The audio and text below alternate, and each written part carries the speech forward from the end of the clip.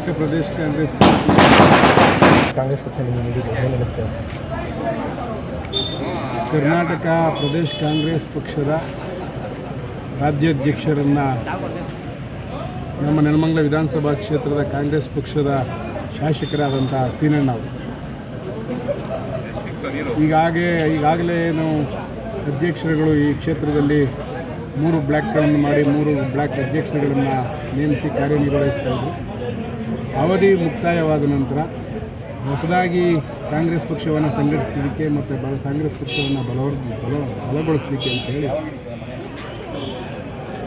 ಪಕ್ಷದ ರಾಜ್ಯಾಧ್ಯಕ್ಷರನ್ನು ಸಂಪರ್ಕ ಮಾಡಿ ನಮ್ಮ ನೆಲಮಂಗಲ ಕ್ಷೇತ್ರದ ಶಾಸಕರು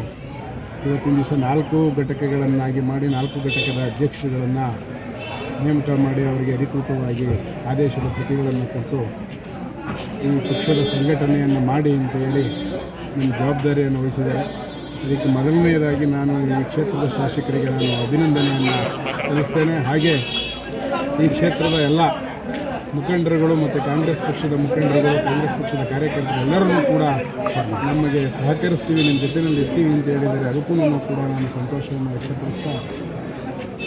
ಈ ಹಿಂದೆ ನಿಕಟಪೂರ್ವ ಅಧ್ಯಕ್ಷರುಗಳು ಏನಿದ್ದಾರೆ ಘನಶ್ಯಾಮಣ್ಣ ಮತ್ತು ನಾಗರಾಜ್ 3 ಜನ ಕಾಂಗ್ರೆಸ್ ಪಕ್ಷಕ್ಕೆ ಅಧಿಕಾರ ಇಲ್ಲದಂಥ ಸಂದರ್ಭದಲ್ಲಿ ಕಾಂಗ್ರೆಸ್ ಪಕ್ಷದ ಸೈನಿಕರಾಗಿ ಈ ಕ್ಷೇತ್ರದಲ್ಲಿ ಅವರು ಶಾಸಕರನ್ನು ಗೆಲ್ಲಿಸಬೇಕು ಅಂತೇಳಿ ಕಾಂಗ್ರೆಸ್ ಪಕ್ಷವನ್ನು ಸಂಘಟನೆ ಮಾಡಲಿಕ್ಕೆ ಮತ್ತು ಬಲವರ್ಧನೆಗೊಳಿಸಲಿಕ್ಕೆ ಸಾಕಷ್ಟು ಶ್ರಮ ಪಟ್ಟಿದ್ದಾರೆ. ಅವರೆಲ್ಲರನ್ನೂ ಕೂಡ ಅನುಭವಿ ರಾಜಕಾರಣಿಗಳು,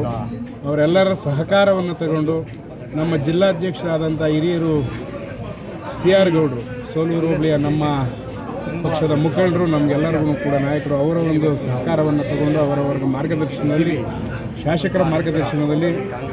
ಪಕ್ಷದ ಬಲವರ್ಧನೆಗೆ ಮತ್ತು ಸಂಘಟನೆಗೆ ಅವರು ಏನು ಕೆಲಸಗಳನ್ನ ಹೇಳ್ತಾರೆ, ಒಬ್ಬ ಸೈನಿಕನಾಗಿ ನಾನು ಈ ಪಕ್ಷದ